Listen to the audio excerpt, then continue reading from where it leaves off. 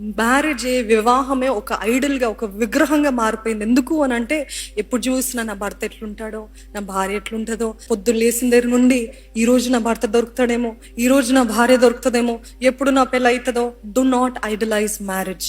మ్యారేజ్ని విగ్రహము చేసుకోకండి. మ్యారేజ్ని మీ దేవుడిగా చేసుకోకండి. దేవుడు దేవుడే, నేనే ఉన్నవాడను అనువాడనని చెప్పిన దేవుడు. ఆయనని మహిమపరుస్తే, ఆయన నీతిని, ఆయన రాజ్యాన్ని మొదట వెతుకుతున్నట్లయితే సమస్తము అనుగ్రహిస్తాడంట. Don't keep rushing. ఎవరు లైన్లో వస్తే వాళ్ళు తగునా, లేకపోతే వాళ్ళు భక్తిలో ఉన్నారా, వారి దేవుని సేవ, ఇవన్నీ పక్కన పెట్టేస్తాను.